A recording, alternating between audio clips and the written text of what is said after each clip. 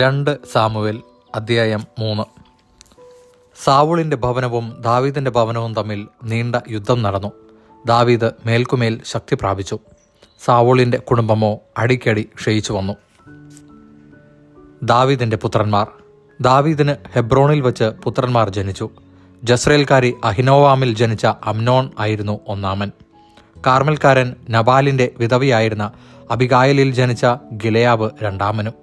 മൂന്നാമനായ അബ്സലോമിനെ പ്രസവിച്ചത് ഗഷൂരിലെ രാജാവായ തൽമായിയുടെ മകൾ മാക്ക ആണ്. ഹഗ്ഗീത്തിൽ നാലാമൻ അദോനിയായും അബിത്താലിൽ അഞ്ചാമൻ ഷഫത്തിയായും ഭാര്യയായ യഗ്ലായിൽ ആറാമൻ ഇത്രയാമും ജനിച്ചു. ഇവരാണ് ഹെബ്രോണിൽ വെച്ച് ദാവീദിന് ജനിച്ച പുത്രന്മാർ. ദാവീദും അബ്നേറും. സാവൂളിൻ്റെ കുടുംബവും ദാവീദിൻ്റെ കുടുംബവും തമ്മിൽ യുദ്ധം നടന്നുകൊണ്ടിരിക്കെ അബ്നേർ സാവൂളിൻ്റെ കുടുംബത്തിൽ പ്രാബല്യം നേടിക്കൊണ്ടിരുന്നു. സാവൂളിന് ഒരു ഉപനാരിയുണ്ടായിരുന്നു. അവൾ അയ്യായുടെ മകൾ റിസ്പ ആയിരുന്നു. ഇഷ്ബോഷത്ത് അബ്നേറിനോട് ചോദിച്ചു, നീ എൻ്റെ പിതാവിൻ്റെ ഉപനാരിയുമായി ശയിച്ചതെന്തിന്? അപ്പോൾ അബ്നേർ ക്രൂധനായി പറഞ്ഞു, ഞാൻ യൂദാപക്ഷത്തെ ഒരു നായയാണെന്ന് കരുതുന്നുവോ? നിന്റെ പിതാവായ സാവൂളിൻ്റെ ഭവനത്തോടും സഹോദരന്മാരോടും സ്നേഹിതന്മാരോടും ഇന്നോളം ഞാൻ വിശ്വസ്തത പുലർത്തി. ദാവീദിൻ്റെ പിടിയിൽപ്പെടാതെ ഞാൻ നിന്നെ രക്ഷിച്ചു. എന്നിട്ടും സ്ത്രീ സംബന്ധമായ കുറ്റം എന്നിൽ ആരോപിക്കുന്നുവോ? സാവൂളിൻ്റെ ഭവനത്തിൽ നിന്ന് രാജ്യമെടുത്ത് ദാൻ മുതൽ ബേർഷബ വരെ ഇസ്രായേലിലും യൂദായിലും ദാവീദിൻ്റെ സിംഹാസനം സ്ഥാപിക്കുമെന്ന് കർത്താവ് ദാവീദിനോട് സത്യം ചെയ്തിട്ടുള്ളത് ഞാൻ ദാവീദിന് നിറവേറ്റിക്കൊടുക്കാതിരുന്നാൽ ദൈവം ഈ അബ്നേറിനെ കഠിനമായി ശിക്ഷിച്ചുകൊള്ളട്ടെ. അബ്നേറിനെ അത്യധികം ഭയപ്പെട്ടതുകൊണ്ട് ഇഷ്ബോഷത്തിന് ഒരു വാക്കുപോലും പറയാൻ കഴിഞ്ഞില്ല. ഹെബ്രോണിൽ ദാവീദിൻ്റെ അടുക്കിലേക്ക് ദൂതന്മാരെ അയച്ച് അബ്നേർ അറിയിച്ചു, ദേശം ആർക്കുള്ളത്? എന്നോട് ഉടമ്പടി ചെയ്യുക.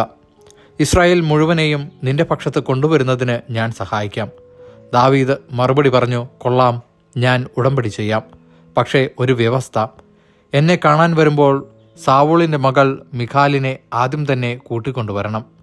അനന്തരം ദാവീദ് സാവൂളിൻ്റെ മകൻ ഇഷ്ബോഷത്തിനോട് ദൂതന്മാരെ അയച്ചു പറഞ്ഞു, എൻ്റെ ഭാര്യ മിഖാലിനെ തിരിച്ചു തരിക. 100 ഫിലിസ്ത്യരുടെ അഗ്രചർമ്മം കൊടുത്താണ് ഞാൻ അവളെ പരിഗ്രഹിച്ചത്. ഇഷ്ബോഷത്ത് ആളയച്ച് ലായിഷിൻ്റെ മകനും മിഖാലിൻ്റെ ഭർത്താവുമായ ഫൽത്തിയേലിൻ്റെ അടുത്തുനിന്ന് അവളെ മടക്കി വരുത്തി. അവളുടെ ഭർത്താവ് കരഞ്ഞുകൊണ്ട് ബഹൂറിം വരെ പിന്നാലെ ചെന്നു. അബ്നേർ അവനോട് മടങ്ങിപ്പോകൂ എന്ന് പറഞ്ഞു. അവൻ മടങ്ങിപ്പോയി. അബ്നേർ ഇസ്രായേൽ ശ്രേഷ്ഠന്മാരോട് സംസാരിച്ചു, ദാവീദിനെ രാജാവായി കിട്ടാൻ നിങ്ങൾ ആഗ്രഹിച്ചിരുന്നല്ലോ. ഇപ്പോൾ ഇതാ അങ്ങനെ ചെയ്യുവിൻ. എൻ്റെ ദാസനായ ദാവീദിൻ്റെ കരം കൊണ്ട് എൻ്റെ ജനമായ ഇസ്രായേലിനെ ഫിലിസ്ത്യരുടെയും മറ്റു ശത്രുക്കളുടെയും കയ്യിൽ നിന്ന് രക്ഷിക്കും എന്ന് കർത്താവ് ദാവീദിനോട് വാഗ്ദാനം ചെയ്തിട്ടുണ്ടല്ലോ. അബ്നേർ ബെഞ്ചമിൻ ഗോത്രക്കാരോടും സംസാരിച്ചു. ഇസ്രായേൽ ഗോത്രക്കാരുടെയും ബെഞ്ചമിൻ ഗോത്രത്തിൻ്റെയും സമ്മതം ദാവീദിനെ അറിയിക്കാൻ അബ്നേർ ഹെബ്രോണിലേക്ക് പോയി. 20 ആളുകളുമായി അബ്നേർ ഹെബ്രോണിൽ ദാവീദിൻ്റെ അടുക്കലെത്തി. അവർക്ക് വേണ്ടി ദാവീദ് ഒരു വിരുന്നൊരുക്കി. അബ്നേർ ദാവീദിനോട് പറഞ്ഞു, ഞാൻ ചെന്ന് ഇസ്രായേൽ മുഴുവനെയും എൻ്റെ യജമാനനായ രാജാവിൻ്റെ അടുക്കൽ കൂട്ടിക്കൊണ്ടുവരാം. അവർ അങ്ങയോട് ഒരു ഉടമ്പടി ചെയ്യട്ടെ.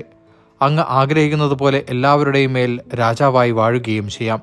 ദാവീദ് അബ്നേറിനെ പറഞ്ഞയച്ചു. അവൻ സമാധാനത്തോടെ പോയി. അപ്പോൾ തന്നെ ദാവീദിൻ്റെ ദാസന്മാർ യോവാബിനോടൊപ്പം ഒരു കവർച്ച കഴിഞ്ഞ് കൊള്ള വസ്തുക്കളുമായി മടങ്ങിയെത്തി. അപ്പോൾ അബ്നേർ ഹെബ്രോണിൽ ദാവീദിനോട് കൂടെ ഉണ്ടായിരുന്നില്ല. എന്തെന്നാൽ ദാവീദ് അവനെ മടക്കി അയക്കുകയും അവൻ സമാധാനത്തോടെ പോവുകയും ചെയ്തിരുന്നു.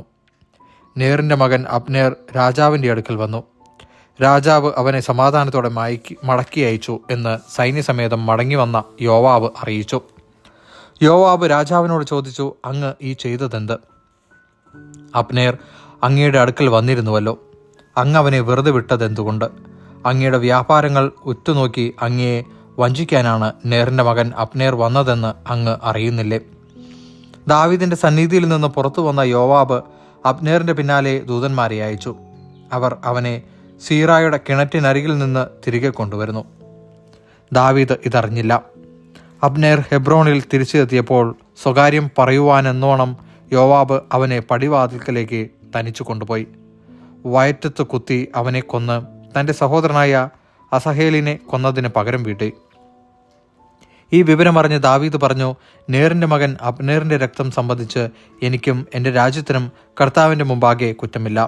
ഇത് യോവാബിൻ്റെയും അവൻ്റെ പിതൃഭവനത്തിൻ്റെയും മേലായിരിക്കട്ടെ. യോവാബിൻ്റെ ഭവനത്തിൽ രക്തസ്രാവക്കാരനോ കുഷ്ഠരോഗിയോ ഊന്നുവഴിയില്ലാതെ നടക്കാൻ പറ്റാത്തവനോ വാളിനിരയാകുന്നവനോ പട്ടിണി കിടക്കുന്നവനോ വിട്ടൊഴിയാതിരിക്കട്ടെ.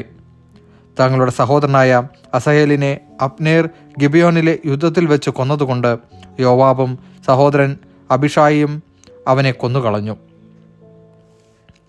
ദാവീദ് യോവാബിനോടും കൂടെ ഉണ്ടായിരുന്നവരോടും കൽപ്പിച്ചു, നിങ്ങൾ വസ്ത്രം കീറി ചാക്കൊടുത്ത് അബ്നേറിനെ കുറിച്ച് വിലപിക്കുവിൻ. ദാവീദ് ശവമഞ്ചത്തെ പിന്തുടർന്നു. അബ്നേറിൻ്റെ ഹെബ്രോണിൽ സംസ്കരിച്ചു. രാജാവ് കല്ലറയ്ക്കരികെ നിന്ന് ഉച്ചത്തിൽ കരഞ്ഞു. സകല ജനവും വിലപിച്ചു. അബ്നേറിനെ പ്രതി രാജാവ് ഇങ്ങനെ വിലപിച്ചു, ബോഷനെ പോലെയല്ലയോ അബ്നേറിന് മരിക്കേണ്ടി വന്നത്. നിന്റെ കരങ്ങൾ ബന്ധിച്ചിരുന്നില്ല, നിന്റെ പാദങ്ങൾ കെട്ടിയിരുന്നില്ല.